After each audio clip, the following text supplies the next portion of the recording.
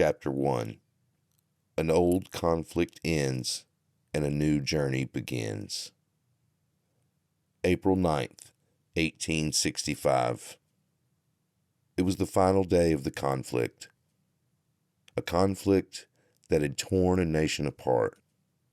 A Confederate soldier who had been separated from his detachment at the Battle of Cumberland Church was trying to find his men in a wood just outside of Cumberland. He was hungry and tired and was not aware his fellow rebels were soon to bow out of the war. Grant and his northern hordes were now in Appomattox and had defeated the last remnants of Lee's army. Lee and his generals had agreed to surrender the army, and shortly the war would be over. Lawrence Ambrose was desperate to fight on. For the past 2 days, he sat in an abandoned shack just north of the town of Cumberland. The Battle of Cumberland Church, a decisive and brutal attack by one of the Union divisions, had sent Ambrose's regiment into confusion and retreat.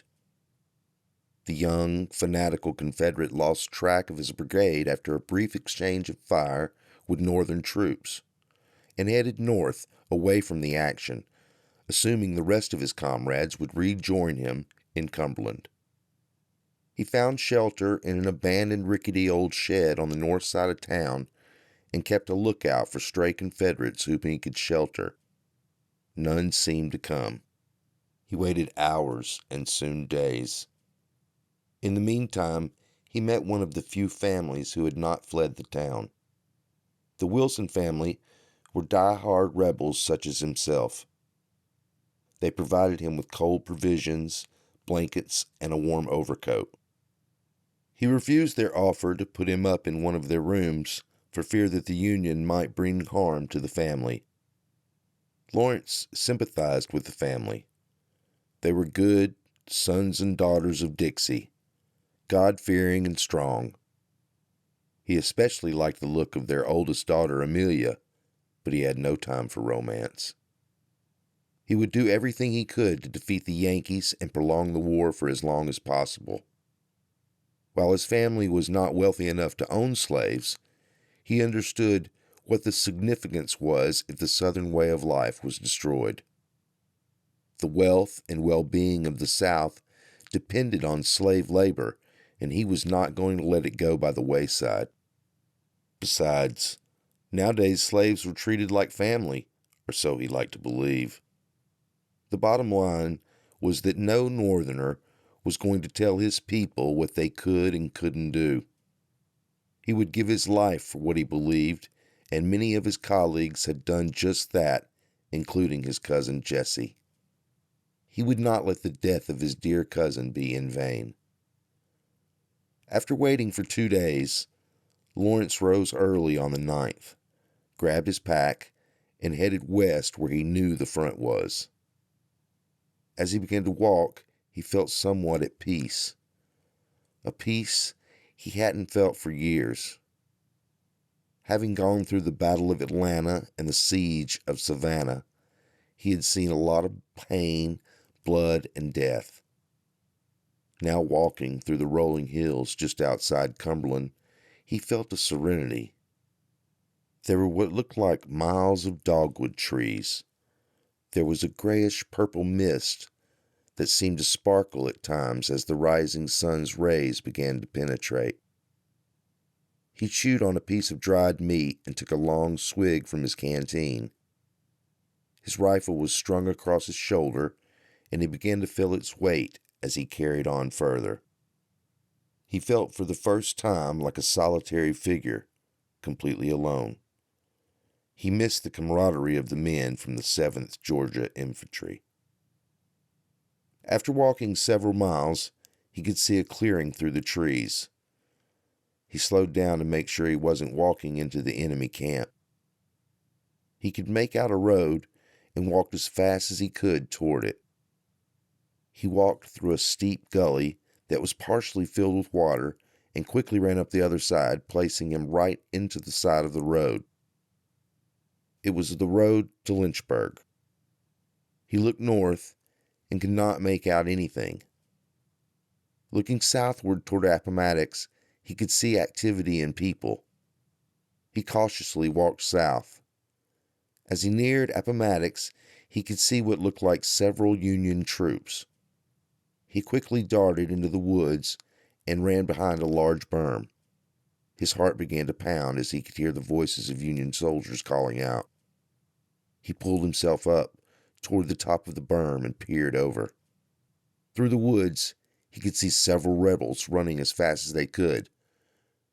One with a pistol who turned and shot at the pursuing mob. Lawrence slid back down the berm and began to prepare his rifle. He loaded shot and gunpowder. Before he could raise his rifle, he turned to find the barrel of a Union soldier trained right on his face. "Hold it right there, my friend," came the raised voice of a Negro soldier. "Put your rifle down and throw it over there." The Negro soldier motioned his head toward Lawrence's left side. Lawrence slowly complied and threw his rifle to the ground. "Get up, put your hands up." Lawrence again complied. As he stood up, he could see what looked like the members of a Negro unit walking through the forest scouring for Confederate soldiers. The soldier motioned for Lawrence to walk toward the road. Lawrence was marched about a quarter of a mile to what looked like a large mansion. As he entered through the gate of the property, there was a large contingent of Union soldiers. In the back of the property was a makeshift prison for captured rebels. Emaciated and pathetic-looking men milled around like they were waiting for death. Once inside the backyard, the Negro soldier pushed him inside through a makeshift gate. Lawrence stumbled and fell, and the soldier began to holler with laughter as he shut the gate behind him.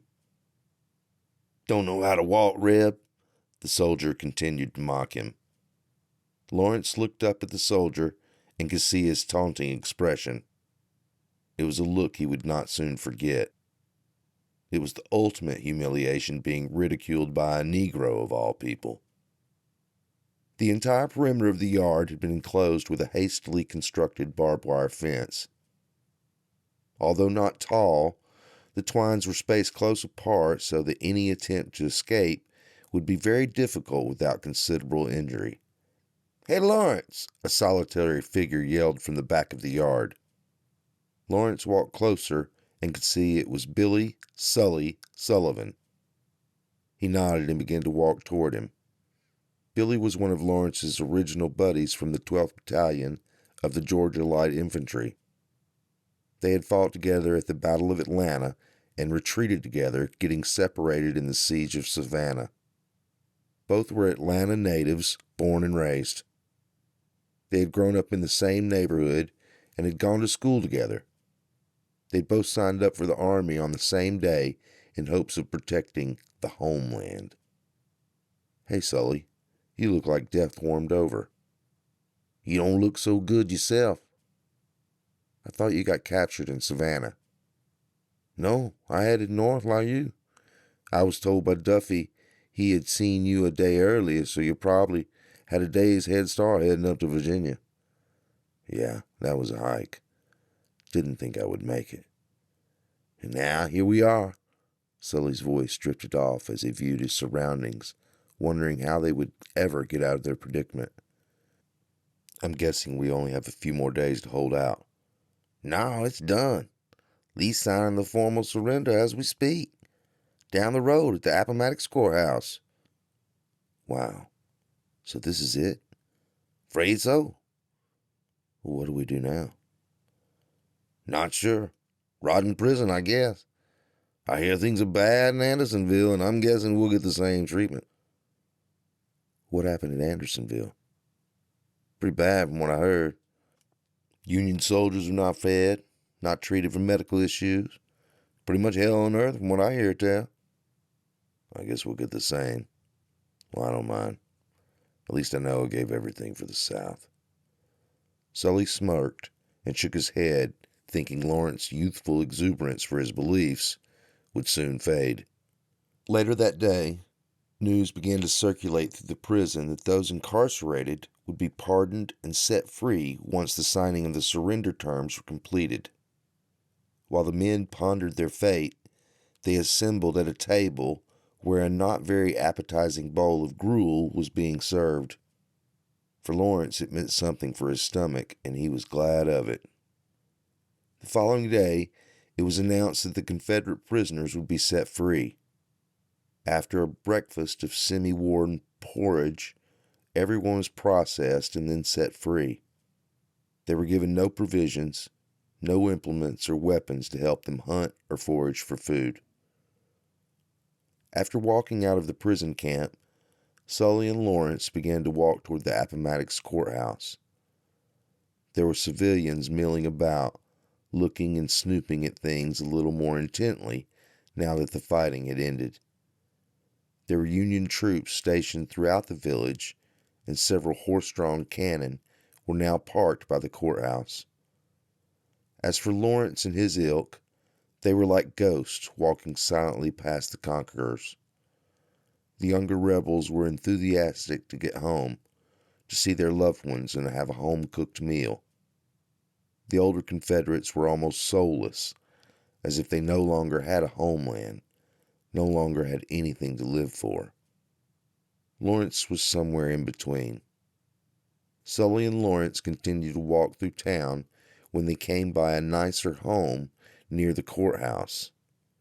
Outside, toward the back of the house, Lawrence could see a solitary figure smoking a cigar.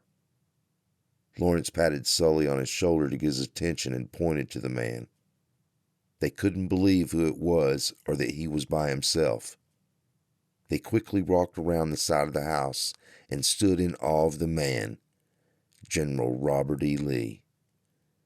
"General, is the war really over?" Lawrence begged to know the answer.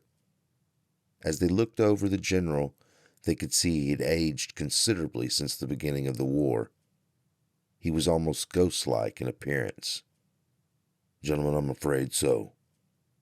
"What about the government? President Davis?" "Oh, he's on the run now.